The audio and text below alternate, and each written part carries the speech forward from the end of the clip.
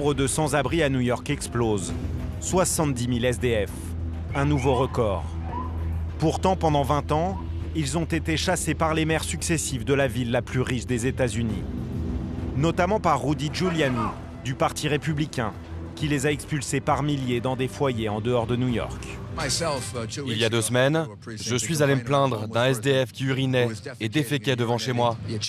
Il faut les chasser encore et encore. Soit on leur donne un traitement, soit on les fout dehors. Le nouveau maire démocrate, Bill de Blasio, a décidé d'arrêter les expulsions et d'être moins agressif envers les sans-abri. Mais la police new-yorkaise refuse d'obéir. Elle demande même aux policiers de prendre en photo tous les SDF qu'ils croisent, puis de les diffuser sur Internet. Objectif, faire peur aux habitants pour qu'ils mettent la pression sur le maire et le forcer à poursuivre la chasse aux SDF. Pris en étau entre la mairie et la police, comment et où vivent les sans-abri à New York ?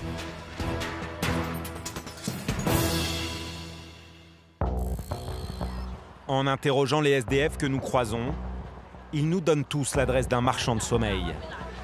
Un hôtel situé en plein cœur de Manhattan. Étrangement, il est référencé sur de nombreux sites de voyage.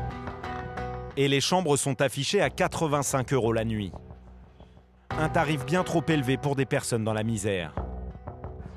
Pour en savoir plus, nous décidons alors de faire une réservation le soir même.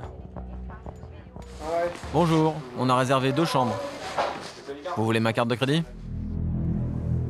L'hôtel comporte 6 étages. Le nôtre compte à lui seul plus de 80 chambres, collées les unes aux autres.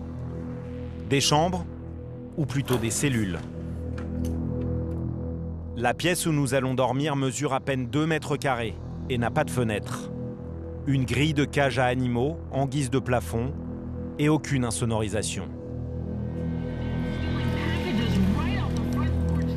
Les quelques touristes présents tombent des nues.